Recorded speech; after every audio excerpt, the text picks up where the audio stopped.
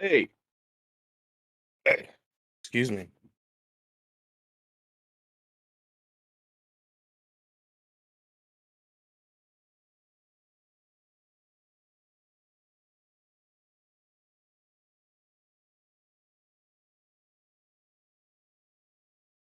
I changed my name to Joe.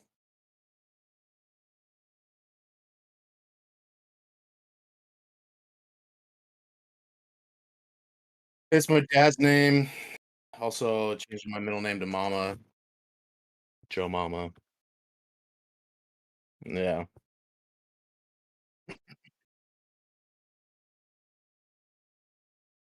pretty strong. Not the best.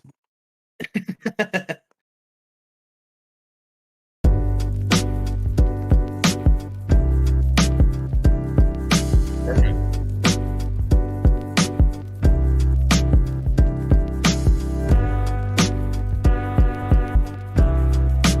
Adam Riddle.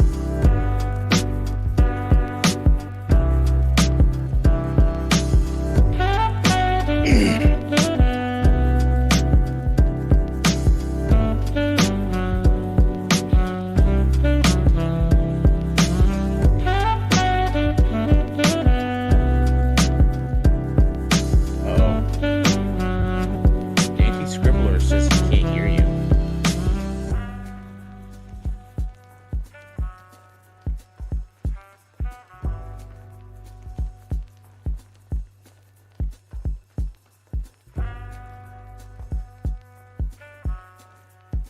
He's fixing it, guys.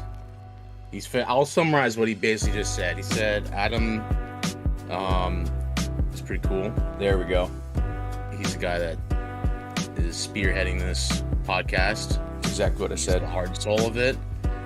And listen to some music, and that's it. That's it. You guys are caught up. That's it. And I have this fancy dancy, copyright music thing from Epidemic Sound that I wanted to use for this little intro music. And that's about it.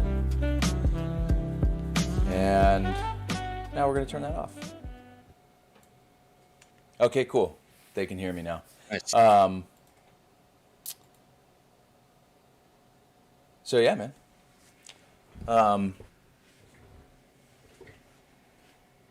You went to the How's your river week? yesterday. Yeah. I went Yeah. to the river, just hung out a little bit, played some purple ball.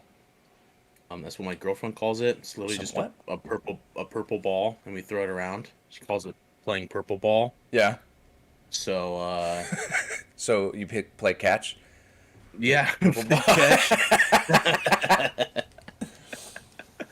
That was it. No dew, unfortunately. I did have some later yesterday.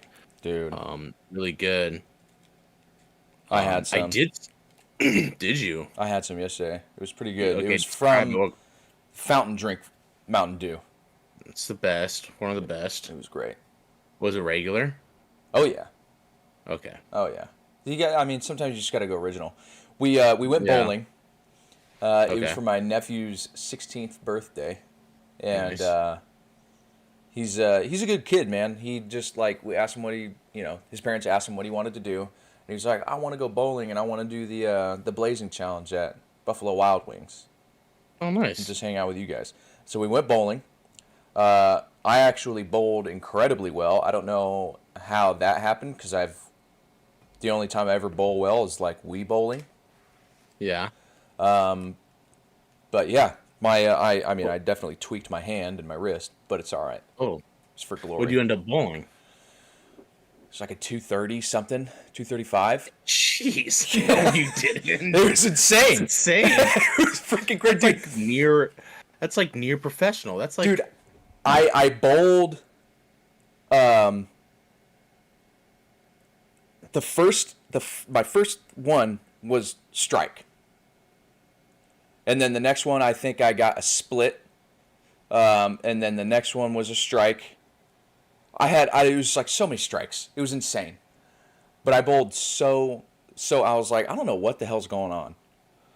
But I was like, maybe I should try this out.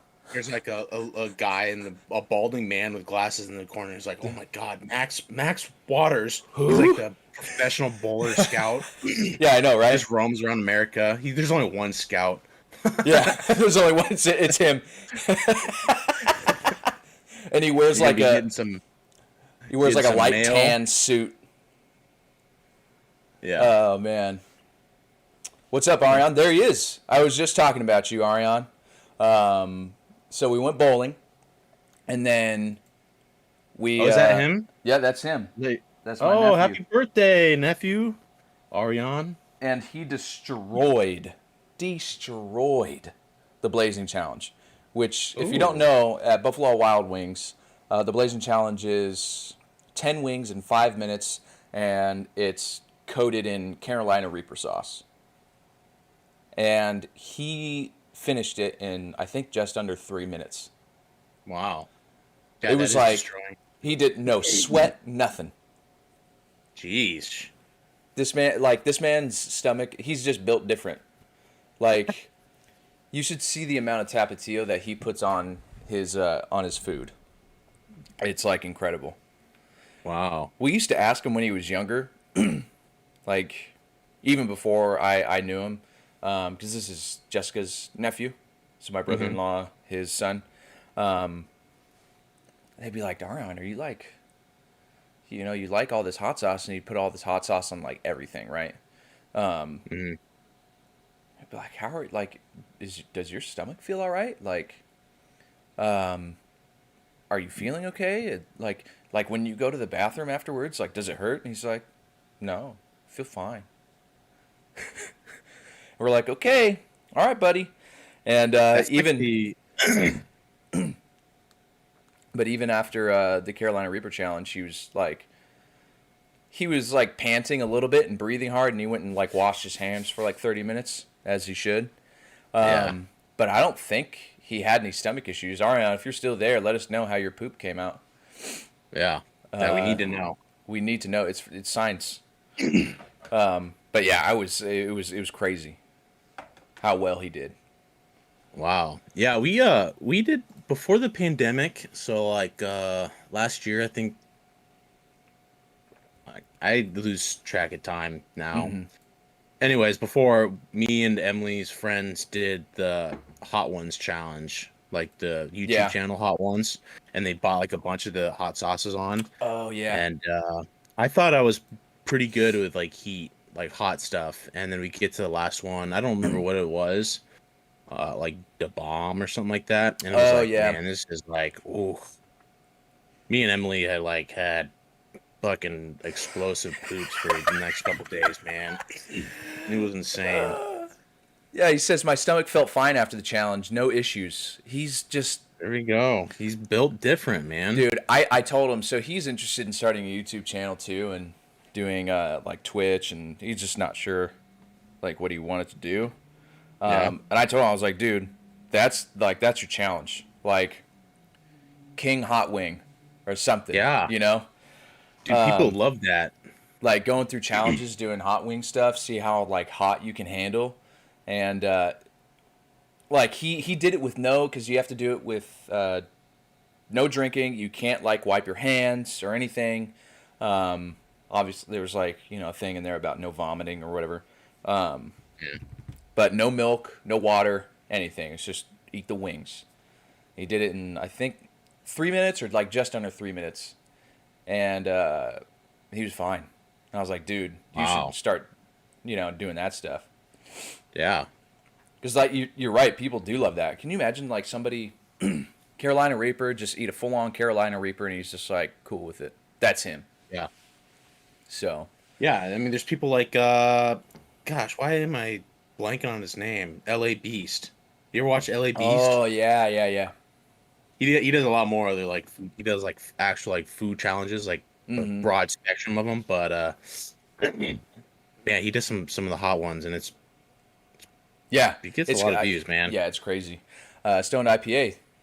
Thanks for coming back for another stream, guy. Thank you for coming back to watch another one. I know. Thank you, man. Consistency, dude. So I like hot things, but I can't handle anything that's like too hot. Yeah. So the hottest I go at Buffalo Wild Wings is the mango habanero. Mm-hmm. And I love it. It's still like gets me and like my mouth tingles and I have to like stop like halfway through, wait for a little bit before I finish. Yeah. But I remember my brother used to be the manager at a what's that place? A Johnny Rockets up Oh, in okay. Calabasas. And I would go up with him in the summer, and he lived up in a bunch of different places up like L.A. and north of L.A. And he worked at like a steakhouse, and then he worked at Johnny Rockets and a couple other places, movie theaters. So I'd always get like free stuff, right? Mm-hmm. But at this Johnny Rockets one day, they were in the back. The cooks were in the back making lunch, and they were making tacos, and they looked so good. And so they brought me in, and I was helping out around the place, helping my brother out with some stuff. And they're like, "Hey, do you want some tacos?" And I was like, "Hell yeah, I want some tacos." So I made my tacos, and then I saw some peppers on the line too, and they were like these yellowish orange color, and I thought they were like pepperoncinis or something like that. You know, peppers that were like somewhat spicy. Like I hadn't seen this pepper before, and I put like the whole, and they're like, "Are you sure you want that many on there?" I was like, "Oh yeah, I love these things." Ate the taco, then I found out that it was habaneros, and so I just lined this taco up with so many habaneros. And I'm not kidding you, I thought I was gonna have to go to the hospital. I felt like I was going to die. I was sweating. My face was red. I went out onto the floor, like where people were eating. I made myself like a shake. I like took a gallon of milk and I like started drinking out of the milk thing. And then I went and sat in like the walk-in freezer for like 45 minutes. It was stupid. And then, Hey, has anyone seen Max? yeah, I think he died. Um, it was horrible. It was really, really horrible. And then that wasn't even the worst of it, though. The worst of it was like that night, you know? Yo. Because once it like started to digest, it was like You gotta watch out for the second waves. Yeah. You know? What are the aftershocks, man? Yeah. You know, there's the earthquake, and that's the bad part, but then even like the worst part sometimes is those aftershocks. Yeah, the tremors, man. It was not wasn't a good day. Yeah, I do hot pretty well. One of my guys I used to coach over at Concordia, Sam, shout out.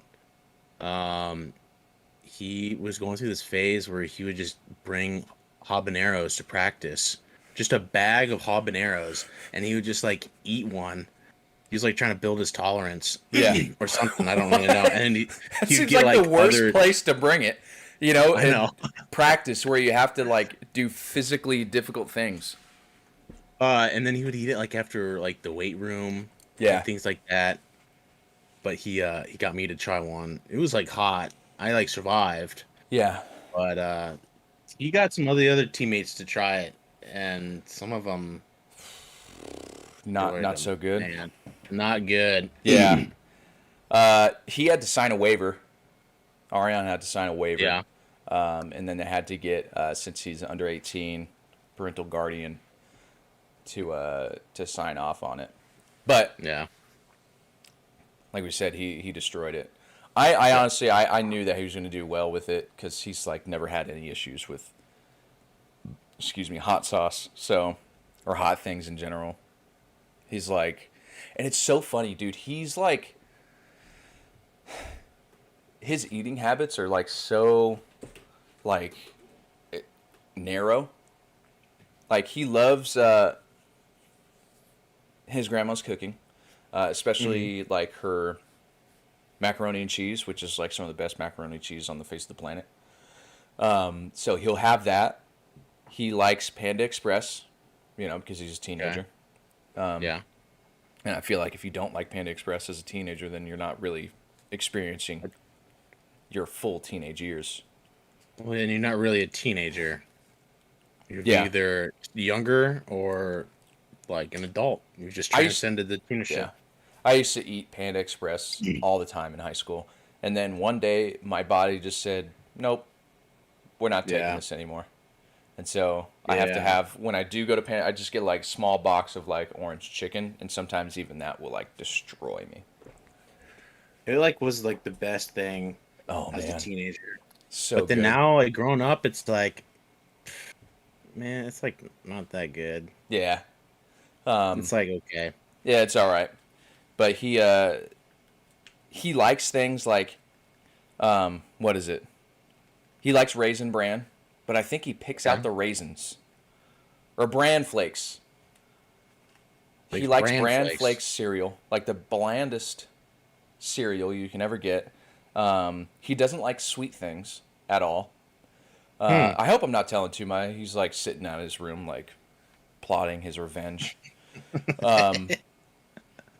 But what's funny about it is it's like he loves spicy things. You know, like he'll drench his burritos in hot sauce, tapatio. So he loves Panda Express, Mexican food, and what else does he really like? And then like you know, his grandma's mac and cheese. But yeah, other than that, it's like he stays in one narrow alleyway of what he likes to eat for food,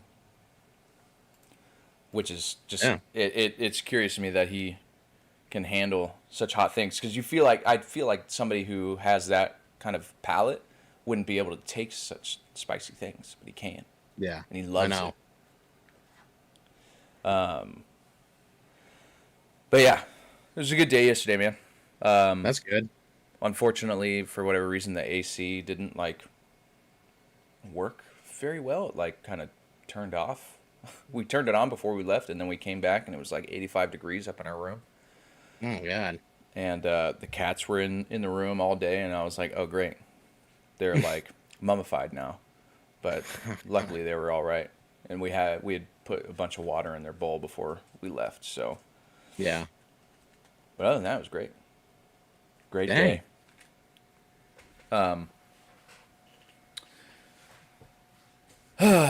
Yeah. So, did you happen to do you follow UFC at all? Yeah, I was gonna say, I'm just bring that up. I didn't watch the fight itself. I Neither did did I. watch some highlights this morning. Mm-hmm. But pretty pretty weird stuff. Yeah. It was so we were at Buffalo Wild Wings, of course, and they play everything, any like major sporting event, right? So they had Copa Yeah. America on between Brazil and Argentina, which Argentina Okay. won, and people were like losing their minds at Buffalo Wild Wings. But I was hoping we'd be able to stay for the fight, but we ended up leaving, and I just thought it was like I totally forgot about it until the evening time until Jessica's dad asked me who won, and then I realized, oh yeah, it's like over now. And yeah, poor Conor, man. Yeah, like I was like watching the highlights of it, and at first they were like, yeah, Conor McGregor ended up like breaking his leg. Yeah, Like the doctor, they called it like the doctor stoppage or yeah, it whatever. was a And TKO. then Doctor stopped it. like the article kept going on and like had all these like UFC fighters tweets, and it was like the guy's playing ya, like that's dumb, this is dumb, whatever. And I saw like a picture of it. I'm like, dude, that's like It was broken. broke. It was broke. It Like was straight up broke.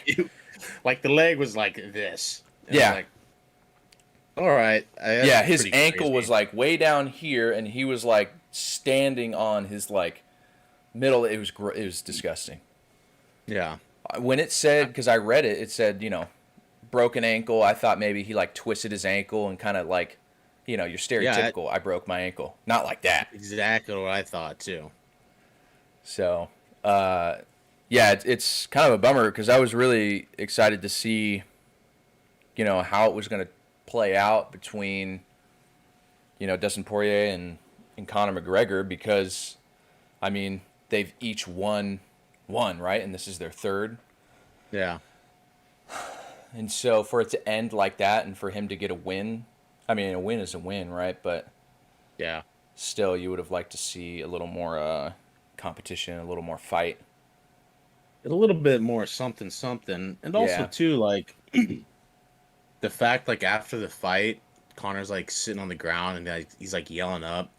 Like, did you see any of that? I didn't. I didn't. I just It's just read like the recap. poor like sportsmanship. I understand like that's kind of like Connor's thing. Yeah, Like before the fight, he like rips him a new one, like yeah, during the press conferences and everything like that. But like it's the fight, like nothing really happened. Like you might have been winning, but you ended yeah. up breaking your ankle. Like that's just how it goes, man. Yeah, Like that happens. It's part of the game. It's like you could say he didn't have a good shot. He broke his ankle. If he didn't break his ankle, it'd be different. Like, well, guess what? Like he was throwing some leg kicks at Dustin Poirier, and he probably broke his ankle trying to kick Dustin's leg or something. You know what I mean? yeah, So in that case, Dustin was just stronger. You tried to exactly. kick something and you broke your ankle. You lost. Yeah. It was So just like it was kind of dumb, I yeah, what thought. was he? What was he saying? He was just yelling at people, He was or what? like, well, he was like, it's a doctor stoppage. He kept yelling that. That's all I kind of heard him yelling, and basically he was trying to get it like almost, I think, like a draw or something like that, Yeah, like a no win yeah, because of the doctor stoppage. But um, he yeah, was like, dude, and then Joe Rogan went over to him and was like, how do you think the fight went? And he was basically like, I was winning, I was kicking his ass, and then this happened, and then Dustin was like, dude, you told me that you were gonna kill me, and like I was gonna be like in a grave after this fight. I just yeah. hope you get back to your family like safe and sound. When that was just like, good for you, Yeah, Dustin, man. that's like I like Conor McGregor, Yeah, me too. but there's some times where I'm just like he's so abrasive.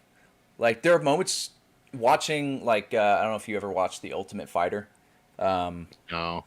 but he was on there with Uriah Faber, and Hmm.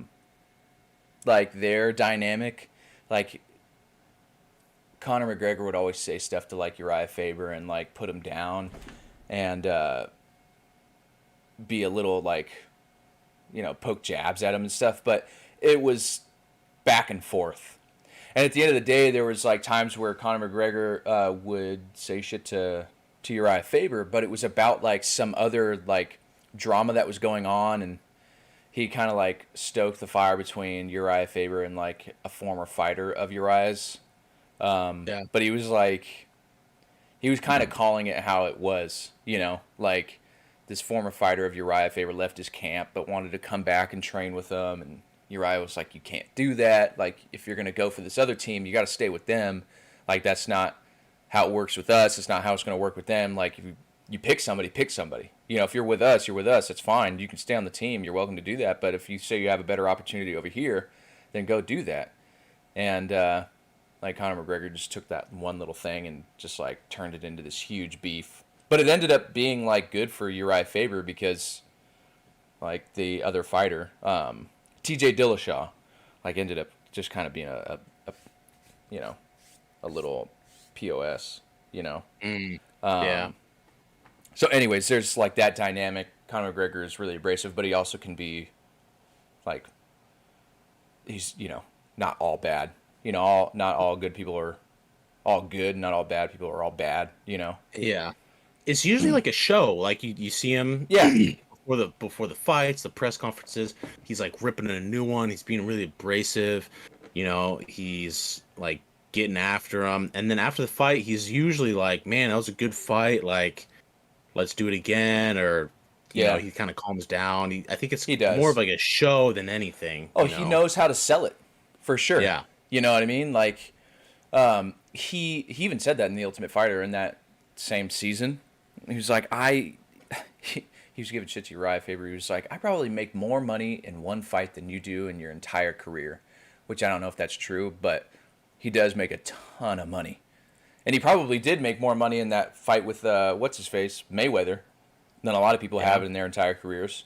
But yeah, that's true. He'll calm down afterwards, and I think it's more that he knows how to sell it, because people don't want to be like, yeah, Adam, I think we're gonna have a great fight, and best man wins, and any given Sunday, right? I think it'll be good. I really like him. He's a great fighter, and it'll be interesting to see how it plays out. Like, nobody wants to watch that. Like, they want to watch somebody who says, like, I'm gonna kill you, I'm gonna end your life. They're like, ooh, Ooh, oh yeah. So, but then I also think it's a little bit of respect too. Like, if it's a good fight, he'll be like, okay, I respect this person. He put out a lot of he put out a beating on me, and he was able to take a beating too, and so I think there's respect that way among fighters. Yeah, it's usually how it is. So, and then, But yeah, everything else is just kind of. I don't know how the undercard went. I mean, Gilbert Burns. I don't know any of the other people, to be honest. I don't really follow like that well. Yeah. But yeah, this one I didn't particularly keep tabs on. I knew that there's a McGregor fight, but I just was like, eh. Like, I didn't even know McGregor was fighting until like 2 days ago. Yeah, it's I don't know. This one didn't seem, at least for me, wasn't as hyped as the last one. I just didn't have as much interest. I don't know. Maybe it was just because I was busy and I had like school and I had final that I needed to do, and I was like focused on other things. But yeah, this one I just didn't have as much interest in. I also feel like, I don't know, McGregor is still like one of the top fighters in the UFC, like in the world, right? And one of the top MMA fighters in the world. But he's definitely reaching that point where he's getting older. Like, there are probably not that many huge fights left in him. Yeah. So it looks like we got a message that was deleted. I wonder what it was. But yeah, I don't know how old he's. Like, what, 30? Is he like he's 32? 32? Yeah. Yeah. So like, damn, that's like my age. I'll be 32 in next January. Especially when you've been fighting for so long, since he was like in his 20s, teens. So he's been doing this for more than a decade, and it takes a toll, man. It's not like any other sport, right? It's not like basketball, like football, maybe, because it's like so physical and there's a lot of contact. But even at the end of the day, like with football, you can kind of walk away not feeling like you just got your ass kicked, because in fighting, like, even if you win, you still got your ass kicked. You know what I mean? Like, you fought another person. And if there was like no referee there, like, it's likely you could have died. Not that many people, thankfully die in fighting matches, but like when you fight somebody, like, you are intentionally hurting them, right? But in football, you might hurt somebody, but it's like always a side effect of trying to get the ball, or jumping up, or like maybe injuring yourself with you know what I mean? So there's like a complete difference there. And him only being 32, it's pretty young, but still, like, you're fighting people, Yeah, that's a goal of the game right there, is to put the other person down. Yeah. Either knock him out or choke him out. Yeah. Or beat him to such a point where the doctor stops it, Yeah. So, yeah, it's just, it's crazy. And when you think of, like, other people that are older, I don't know if you know who Cowboy Cerrone is. Mm-hmm. I think he's like mid-30s, late 30s or something like that. But yeah, I mean, there have been other people that are fighting in their 40s, and it's like, I don't know how. I don't know how you would do it. Yeah. I'm not getting my ass kicked at 40 years old. Not at all. Not at all. I mean, if I was like a professional fighter, I'd probably think differently, but I would want to have a serious exit strategy by the time I'm like 30, you know? Yeah. So, luckily, Conor McGregor has that because he's so freaking rich now. Anyways, yeah, it was just a kind of lackluster fight. So That it was. Wasn't that great? yeah. Let's see. What we don't have any new messages. No. No. Oh, Edgar, I wasn't checking the Facebook ones. I was about too. to ask, what has Edgar been saying? Because he's sorry, Edgar. He's a UFC man. Edgar, what did you say? Always says Clint you guys are idiots. Yeah. Oh, he was talking to another friend. Yeah, he says Clinton Schooler says you can't run 15s anymore in the 110-meter hurdles. Well, that's true. I don't really run anymore in general.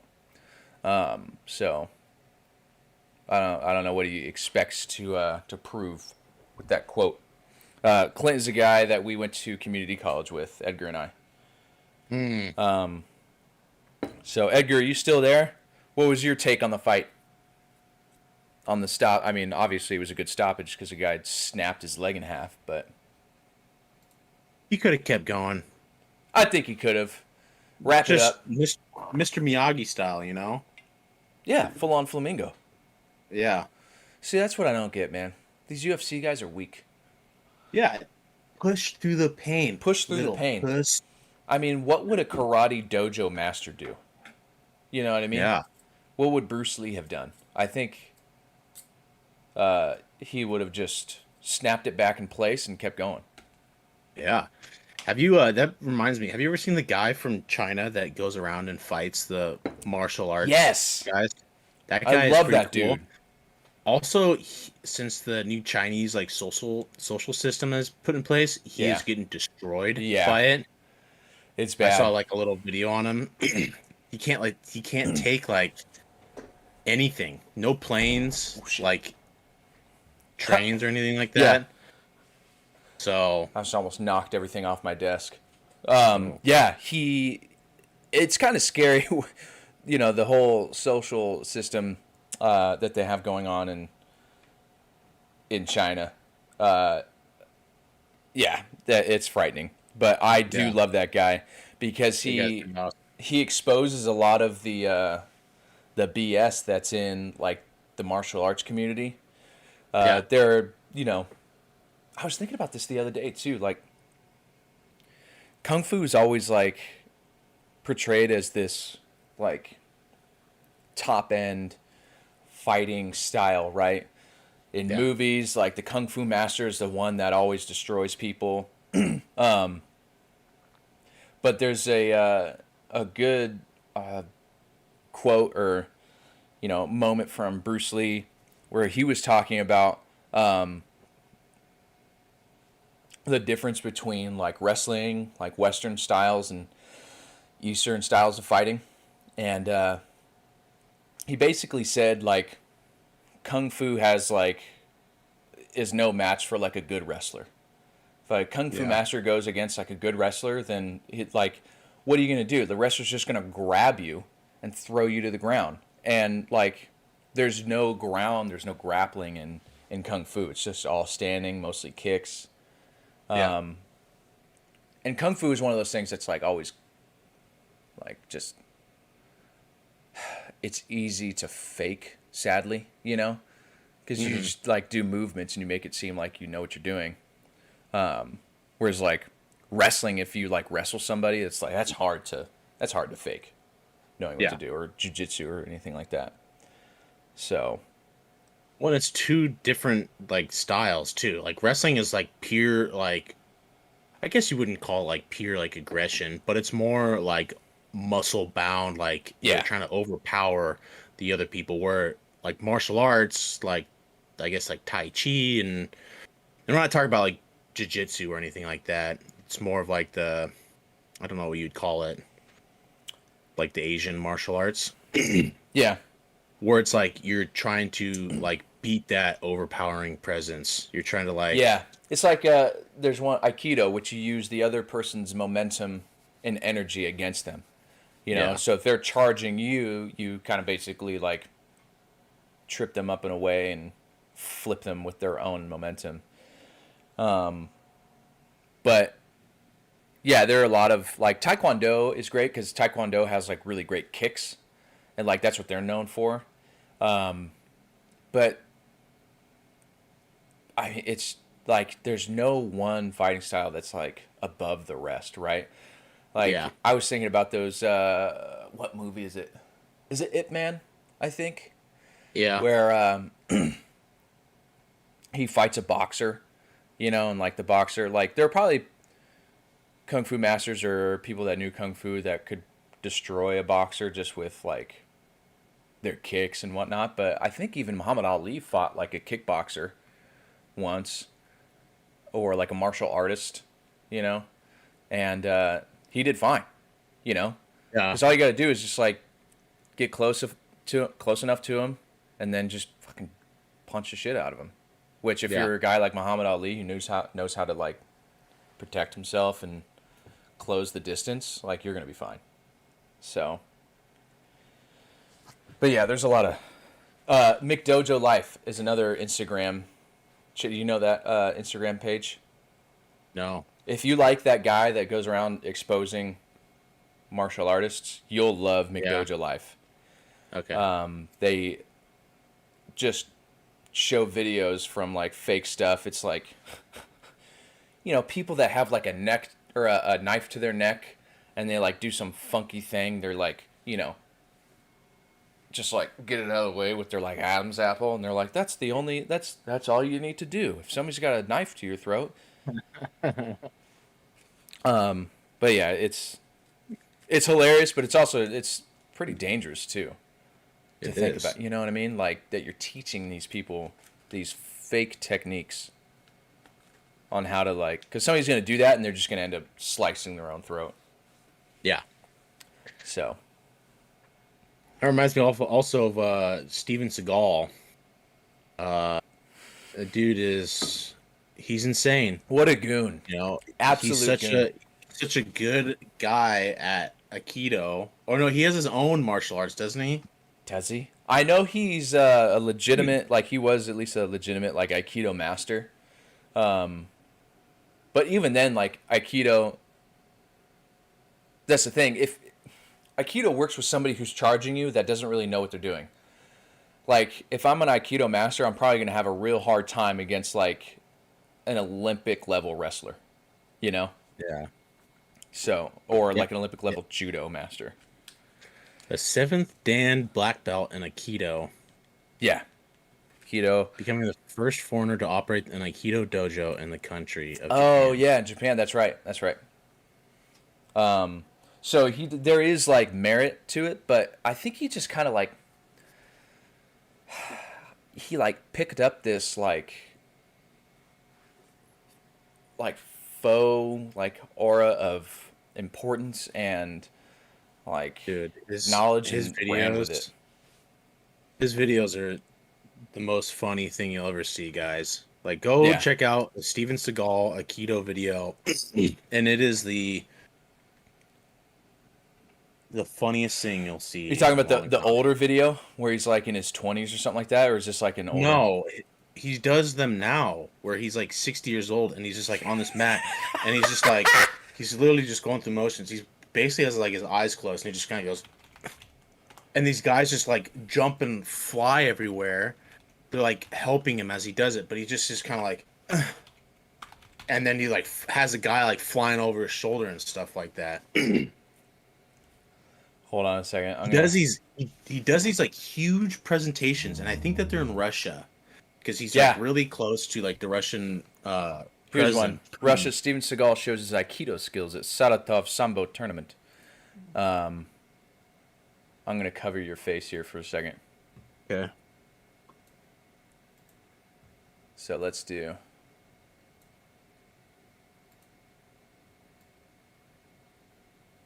There we go.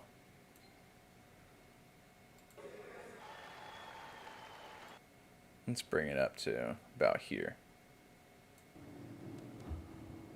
Oh, wait, I missed the first part.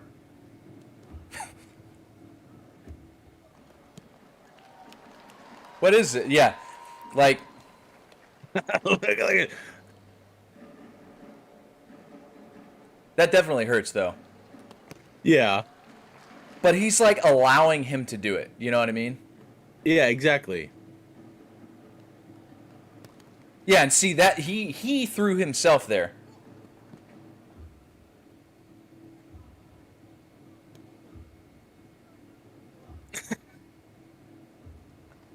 Oh, my God. He says, come here, I'll throw you. Yes, come here.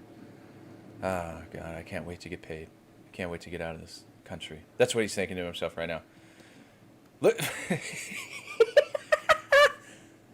What is this? What do you think? Okay, that kids? that looked like a legitimate toss.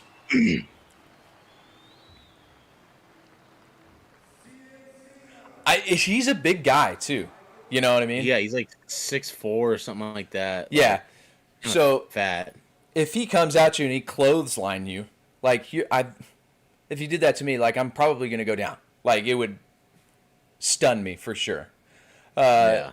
Stone IPA says Seagal's character is always an overweight retired super soldier. I mean, it sure is. Overweight and retired, still super soldier though. I didn't realize he still made movies, and I saw he still makes movies. No. And he had this one that just came out like a couple years ago, and I had Emily watch it with me. The first like 20 minutes, she's like, "No, I don't want to watch this," and it was you should have listened to her. So bad. It was so funny. It's like he's walking through like this parking lot, and this drug dealer and his like girlfriend are walking through, and he's like hits her or something. He's like, "Hey, stop it." And then the guy like pulls a gun on him, and then Steven Seagall like pulls a gun on him, and he has like this little mini gun battle, and ends up like killing him. And he was like the drug supplier for this, or drug runner for this like drug supplier, and the drug supplier starts going after him, and then starts like trying to protect his girlfriend. Anyways, it's like the love interest. They start like having sex in the movie. It's like a 20-year-old woman with like a 65-year-old man, and it's like the most weird thing you'll ever watch. And it's like, this guy is so full of himself. Like, oh yeah, he's totally full of himself now. Like, God, this is my favorite thing. I just looked up Steven Seagal, and the first thing that's on the list of people also ask is, was Steven Seagal a real Navy SEAL? No. No, he was not. What? Did somebody really? And this is the answer. Seagal, he's a former Navy SEAL. Anyhow, Seagal had been telling former business partner and his ex-soldier, Gary Goldman, that he's been a frogman. Oh, so he was telling people that he was. What a piece of shit. But no, he was not. He was never in the military. Let's see. What movie was that? Do you remember the name of it? No, I'm gonna look it up. Yeah, look it up. I wanna know. I used to love his movies as a kid. Like Under Siege. What was the other? Like Hard to Kill. What was the other one? I can't remember. There are a bunch of them that I loved, though. Above the Law, Exit Wounds, On the Ground are the ones he's known for, apparently. Oh, Above the Law 2 is in pre-production. Stop that right now. Oh my God. Dude, he's like in a lot of films. So many movies. 1, 2, 3, 4, 5, 6, 7, 8, 9, 10, 11. Glimmer Man. That was the one that I was thinking of. Boomer Man? Glimmer Man. That was a good one. Man. That was good.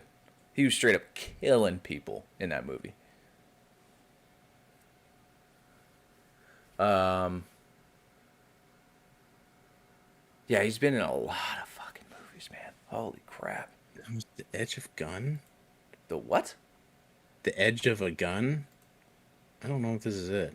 Okay. Let's see. Yeah, How many? yep. This is it. Edge. It's called Edge of a Gun, Oh, God. 2016. Okay, so he's got 58 credits to his name as an actor, according to IMDb. Tip Like of a the lot of them spear. have come out in the last few, like 5 or 6 years, man. Yeah. Like I he didn't comes out even with like know. 2 films a year. That's In 2016, crazy. 2016, he came out with 1, 2, 3, 4, 5, 6 films. You know what? You got to give it to him though, because he's a working actor. He's a working Yeah. actor now. You know. And then the thing is, like, people watch these. Like, there's definitely an audience for these, like, over the top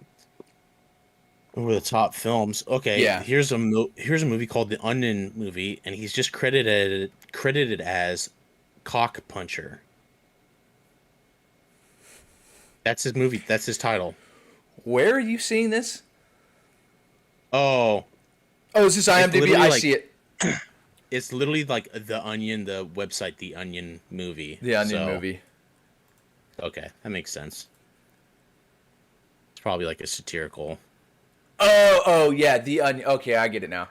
Yeah, as Yeah. in, yeah, The Onion, the fake news source. That's hilarious, dude. That's crazy. But like I said, like there are so many actors out there that are just like that would love to have a movie a year, Yeah. but they also like they want to make good movies, and he's probably in that position where he like he like probably doesn't want to make these movies anymore, but he has to because he needs to like continue to make money, Yeah. He doesn't have any one movie that would just give him royalties, He's not like Exactly. Harry Potter where he can just live the rest of his life off of that major success and do whatever the hell he wants. Or maybe he does like doing these movies where he's like the He could action star that he thinks he is. Continually training his Aikido skills. Yeah. It's just a reason for him to keep training. Just Get keep that training. Yep. seventh or the 8th level dojo or Yeah. 8th level belt. I don't know why they go. Yeah, Exit Wounds was good. And then Glimmerman were like my two favorites as far as Steven Seagal movies go. But yeah, he's a kook, man.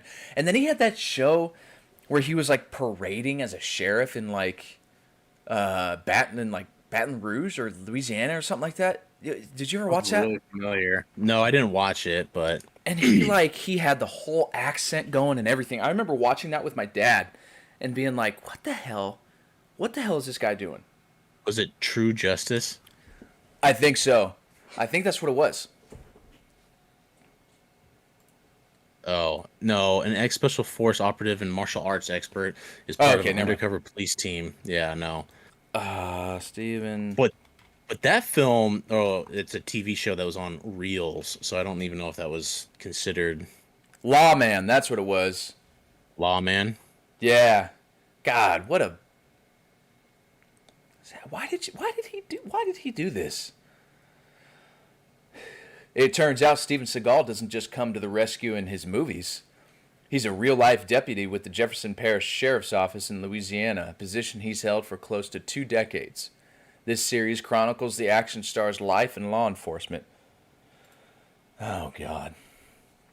Oh, I didn't watch it, but I remember seeing like ads for it, I'm pretty sure. Because it's not like a TV show, right? It's like Steven Seagal. It's like Cops, and he but with goes, Steven Seagal. Yeah, okay. I remember that. Fucking joke. Oh, man, that's funny. Yeah. The 90s were a good time for action movies though. I know. They really were. I think it was probably the best decade for action movies. That's my opinion. He is a man of many talents. He also was in music. He released his first album in 2005, that's right. Songs from the Crystal Cave, which is a mix of pop, world, country, and blues music. Oh, God. I wish I could play it. I wish I could play that. That album sounds like a bunch of garbage.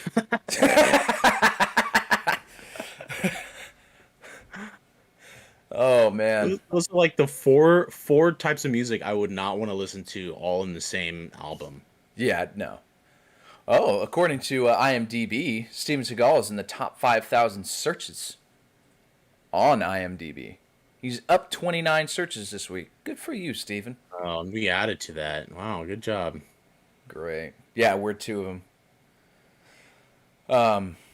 Do you remember Last Action Hero? No, was it a show? No, it was a movie, and it's a Schwarzenegger movie that not a lot of people know about. You haven't seen that one? No. It's likely, in my opinion, one of the best Schwarzenegger movies that he's ever done. So, Like best as in worst or best as in best? no, best as in best. Because Wow. it basically, so Last Action Hero, let me read the thing for you, because it'll, lay it all out. Following the death of his father, young Danny Madigan takes comfort in watching action movies featuring the indestructible Los Angeles cop Jack Slater, played by Arnold. After being given a magic ticket by a theater manager, Danny is sucked into the screen and bonds with Slater. When evil fictional villain Benedict gets his hands on the ticket and enters the real world, Danny and Jack must follow and stop him. It sounds so ridiculous and so stupid, but it's fantastic. Oh, Dude, you okay. have to watch this movie. It's so good. But he basically gets sucked into this movie world. Danny does. And as he's watching a Jack Slater film, he gets sucked into this movie world and follows Slater around on his missions and all that stuff. And it's your typical, they're making fun of how action movies are, where it's constant action. He's a cop, and it's he's got to deal with a murder one day, a terrorist plot the next, all these other things in between, and then he gets out into the real world and he punches a car window to break into it, and he breaks his hand, and he's like, God, that hurt. He's like, it never hurts like that. He's like, yeah, this is the real world, man. Things hurt here. That's funny. But yeah, definitely watch. Should definitely at least watch the trailer for it. Okay. But I promise you will love it. It's fantastic. All right. But yeah, it's one of those. I'm surprised nobody really knows about it. But what else came out in the '90s, man?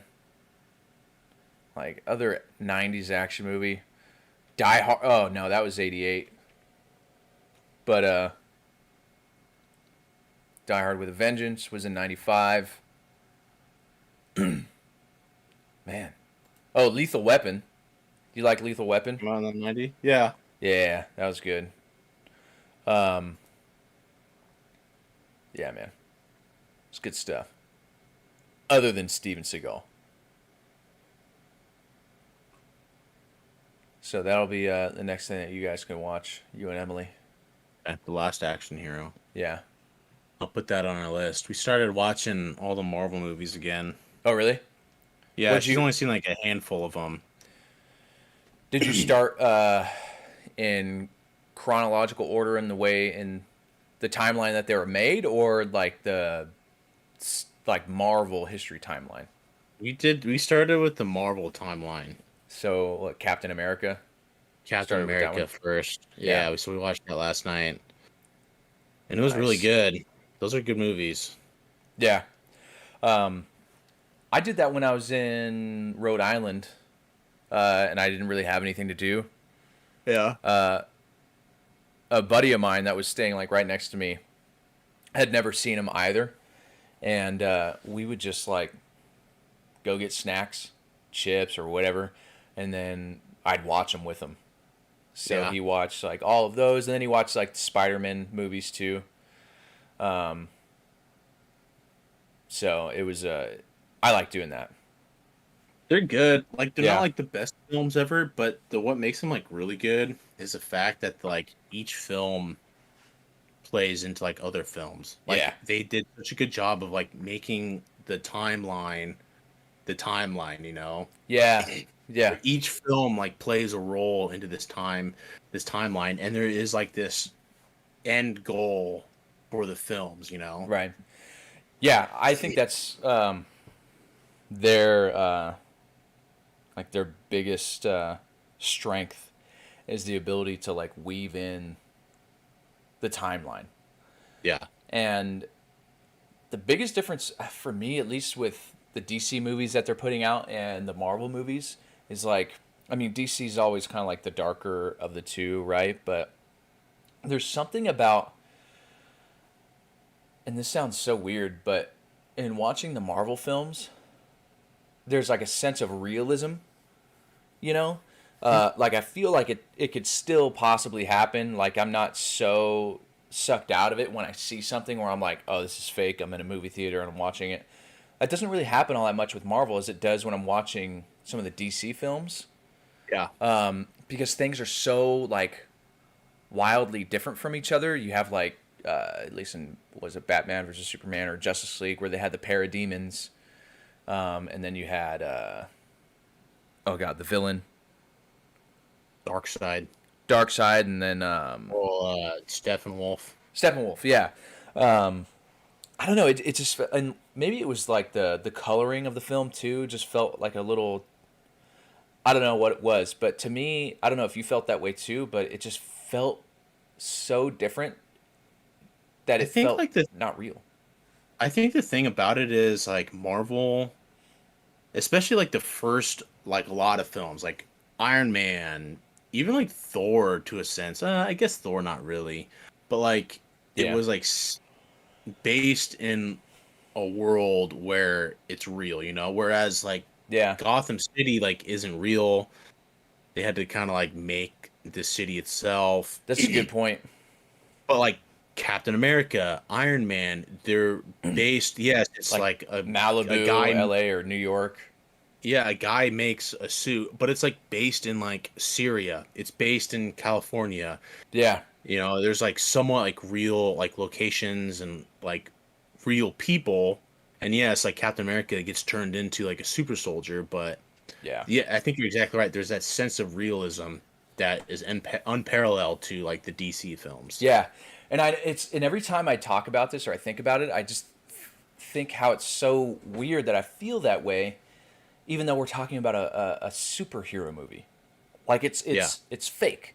It's completely like you have a guy who turns into a Hulk. Like that's fake, but it still feels like it's based in a stronger reality than the DC universe, cinematic universe is. Yeah. You know? Because when I'm reading the comics, I don't really feel that way.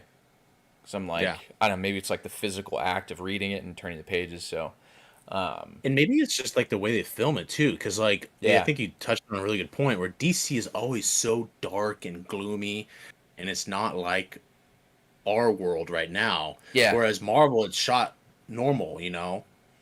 Yeah. They're like in daylight, and it's like a normal day, and they're at the racetrack or whatever, and Iron Man 2, and I feel like it's likely a because Superman is obviously like a what's the word that I'm looking for? Like a play on God, right?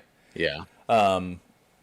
So, and I don't think like Marvel does have like their answer to like Superman, but I don't know if they made one that was like supposed to be like Superman and God. Like they have their own characters and all that shit, but it was obviously Superman is obviously supposed to be a play on God, and the world I think of DC was made dark and like very purposefully. I'm just speculating. Maybe this is true, maybe it's not, but like personally, this is how I feel. That the world was made dark, and when you see comics about Superman, they're very bright, right? Yeah, it's red, blue, these bright colors. Things are white. He goes up to the sun, up to the light to get strength, and then he comes back down to the world where the people are, and it's like much darker. And then you have this anti-hero kind of in Batman, who's a good dude, but he's also like, you know. So, yeah, I think that's part of the reason why I feel like it doesn't. I don't know. It doesn't feel like it's based in reality. And you made a really good point that it's a fake city. You know, they don't ever have any like real cities. It's like what is it? What's like Circle City or something like that, or Gotham, other things too, where it's like Marvel. It has like New York, there's London, Hong Kong. So Yeah. it kind of brings you back to reality that way, and it makes you feel more a part of the world, Yeah. the cinematic world. Yeah. So, but yeah, I always love watching those films over again. They're so good because like what they do really well too is like the sense of like comedy. You Yeah, know, I think DC tried to like kind of mimic that a little bit in some of their films, but it like didn't really hit the right chords. Whereas yeah, Marvel, it always has that like those like funny laughs, but then it gets like serious and yeah, uh I mean I think like Thor Ragnarok was like the one. I mean I guess like Ant-Man 2 was like super funny, yeah, but Thor they started going towards more of that comedy yeah. They really direction. started to weave it in, and I like Ragnarok. At least when it came out, it was definitely like my favorite one. It still Yeah. actually might be my favorite Marvel movie, but I really do like the Ant-Man movies as well. Yeah. But yeah, the writing is just like is so strong, you Yeah, know. it really is. And DC is like just for whatever reason has like it's been having a hard go of it. But that being said, though, they are coming out with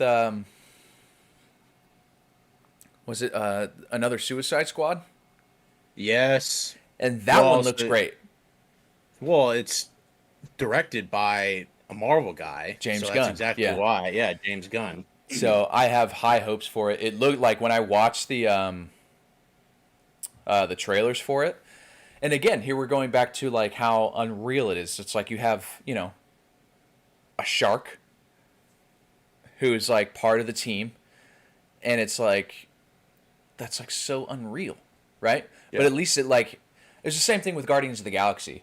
Like before that came out, I was like, I don't know how this is gonna do. They have a freaking raccoon. They've got this like green. It's like it just seemed a little too fantastical almost for it to come Yeah. to screen, and it worked out perfectly. So, and I think that's probably why DC was like, hey, can you please like help us out here?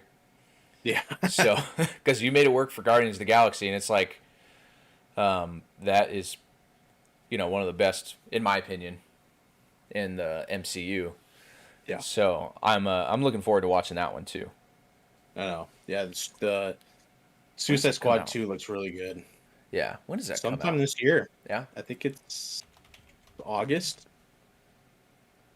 the Suicide Squad 2021. When did it say? August 6th. There we go. It's 6. Nice.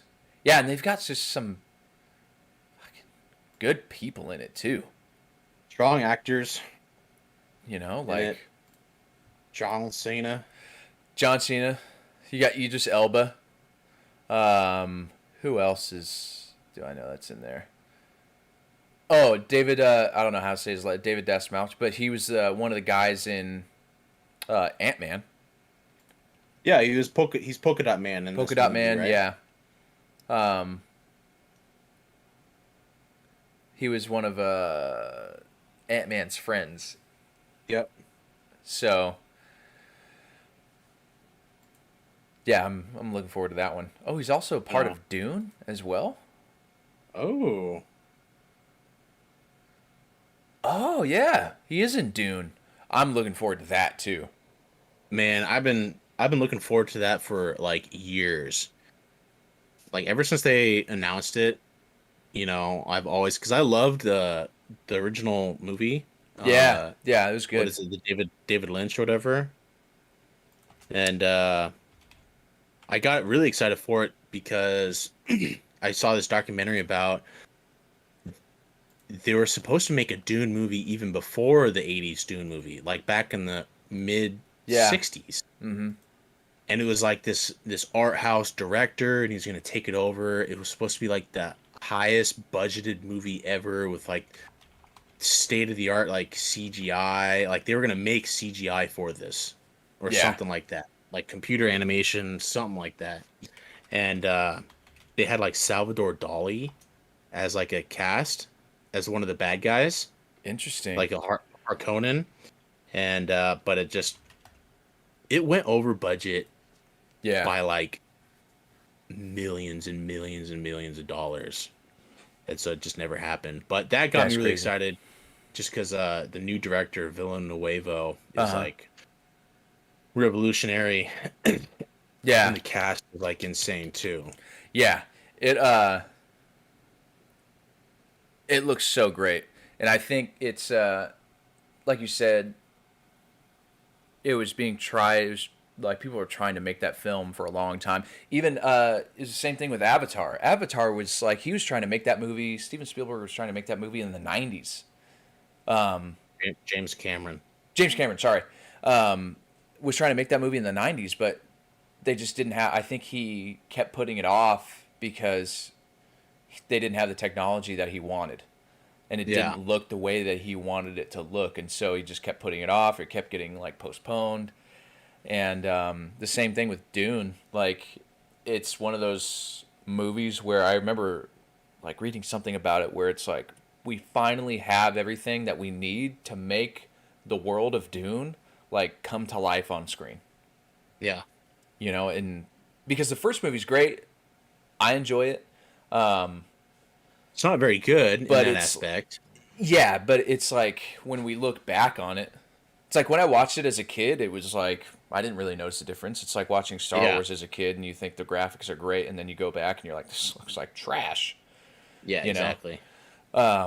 So, But that's pretty interesting because that's the part of the reason why Avatar 2 hasn't come out. Like yeah. Avatar is supposed to be like a 5 film movie series, and ever since the very first film, they've had like dates on like the other films to come out. Like they've had Really? like due dates, I'm pretty sure. And the second one was delayed so long, and it's supposed to come out in the next couple years, I believe, Yeah. now. But it was the sole reason why it got delayed so long is because he was trying to find a way to film underwater that was Oh. like not underwater, Yeah. apparently, or something like that. So like trying to find a way to like I think like mocap in water and then mocap water or something strange like that. Maybe he's trying to do like zero gravity type stuff, you know, and make it seem like they're in zero gravity because that's how you would do it. Like, but the problem is, you know, you're also filming in water, so that's difficult. Exactly. I think it's a water world, like a water avatar world or something like that.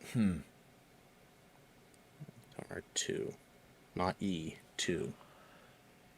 Vin Diesel. Hey, Dude, hey, Vin Diesel, man. Hey. the family memes. Getting sick Those of are them. so good. You getting sick of them? You're getting sick of them, man. So good. Vin Oh Diesel is just man. credited as Vin Diesel. Um, He doesn't have credit. Stone IPA. Thanks again for your time. Thank you for your time and listening in. Yeah. But yeah, I mean, there's so many movies, and there are a lot of movies too that I've heard about that are just stuck in development hell. You know, movies that want to be made or people want made, but they just can't get it going. You Yeah. know, like Avatar was definitely one of them. Dune for sure. I'm sure. I wonder what else there were. Movies stuck in development hell. Yeah, because there's a lot. Like, Yeah. here we go.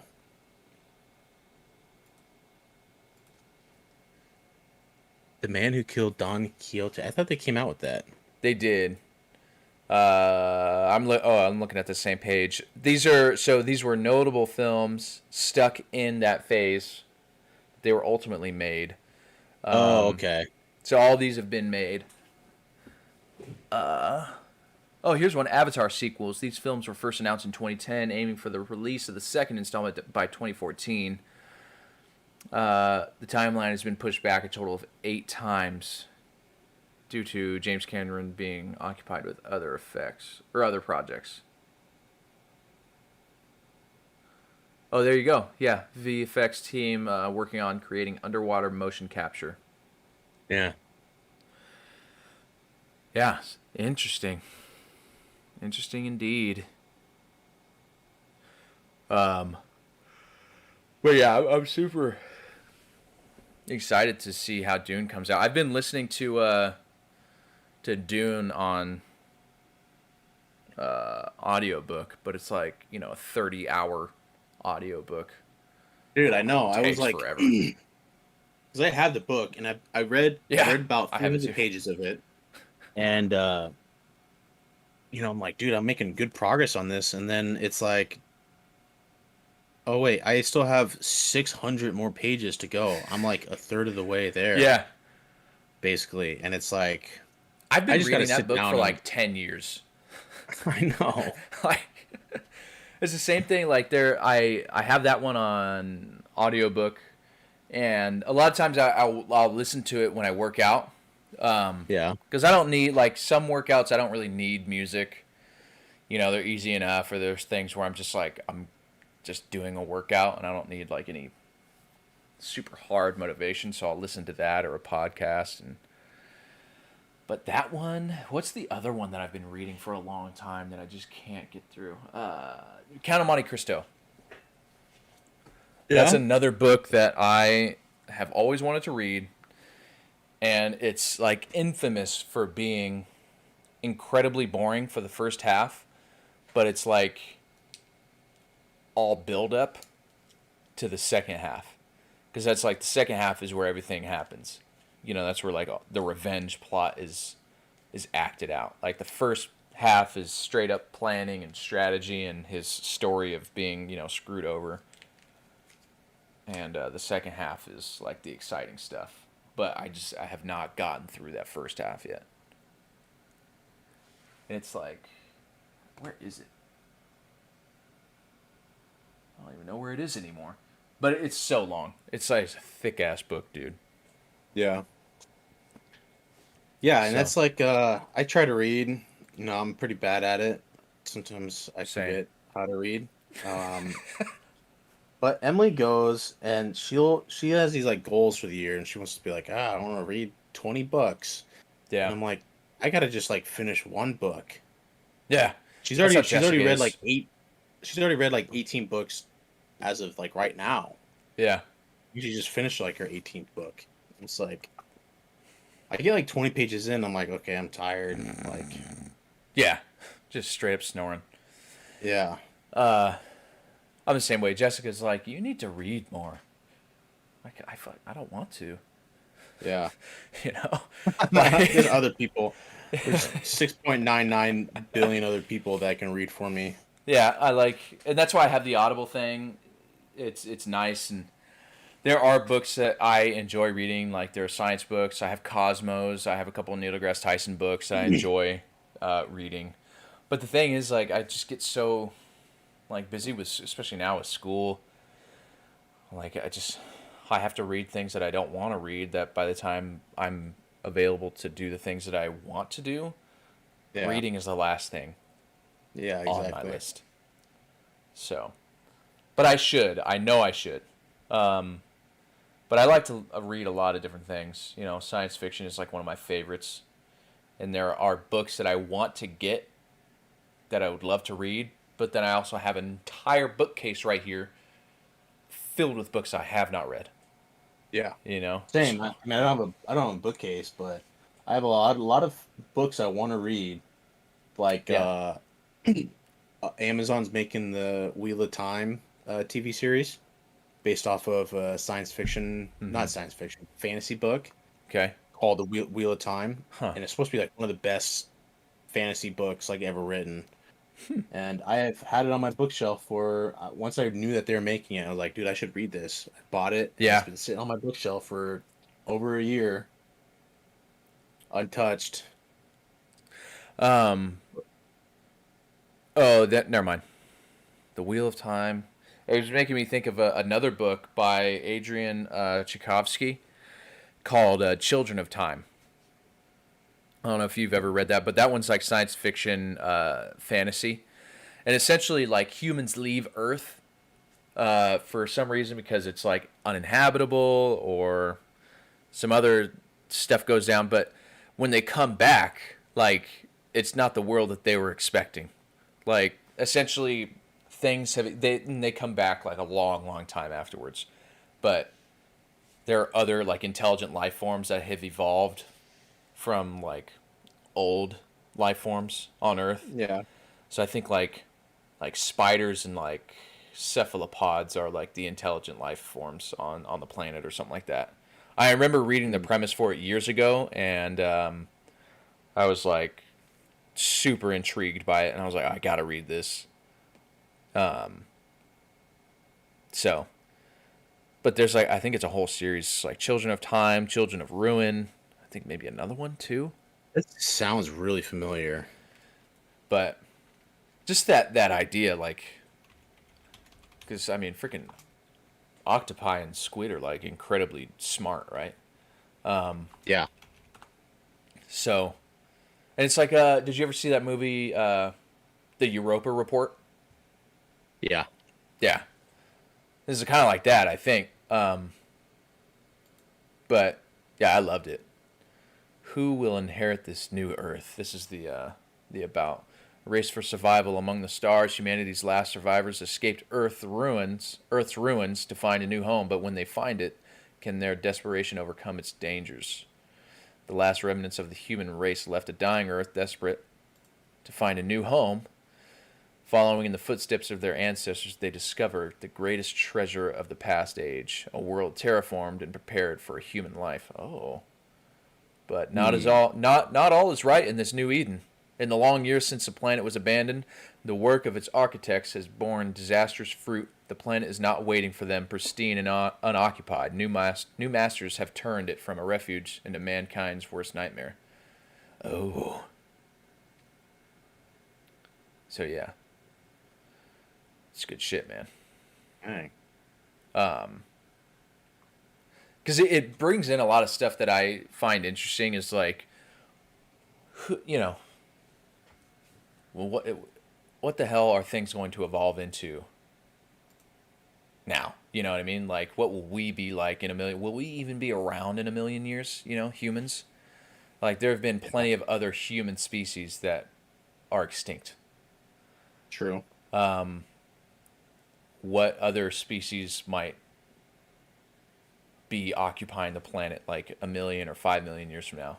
Billion years from now. Yeah, but those humans were like stupid, pretty dumb. You know, they didn't first off have any Mountain Dew. They weren't smart enough to make Mountain Dew. So that's part of the reason why they died off. If you don't if you don't do the do, then what do you do? Exactly. You know what I mean? You're not doing anything. Not doing anything. You know what? Mountain Dew, that's the new commercial. We're going to make a commercial. If you don't do the do, then what do you do? Do you even do? I wonder if they've even like made something like that, because that's like pure. That sounds like something Mountain Dew would do. I know. Oh man. But yeah, it's got a lot of stuff that I am super interested in. And I love science fiction a lot, and there's not like, once you watch like all of the good science fiction movies, there's like not a whole lot left. You know, there are very few science fiction or fantasy films that are like really done well, just because it's kind of difficult to do. At least on screen, in my opinion. So, but yeah, that's what I want to do. But maybe I should start with the books that I do have. Yeah, exactly. But look, we've gone for like almost an hour and a half. I'm gonna get some food. It's almost noon. Same. This has been a good one. Again, thanks to everyone showing up and be a part of the stream and part of the podcast. I streamed this directly to YouTube, by the way, so it should be on there pretty much immediately. Nice. So, yeah. If you guys, have anything to add, you can definitely make comments to the YouTube channel on the videos there, and maybe let us know, what you guys want us to talk about too. Bring up some topics. Yeah. But other than that, we're done for the day. Adam, thanks for being a part of this too. I'm glad that I've have a friend that's willing to be a part of this stupid journey. It's not stupid. Yeah. It's a journey, and it's great. It is a journey. Yes. Yeah. Thank you for having me. Yeah, dude. It's a joint effort for sure. But anyways, that's it for today.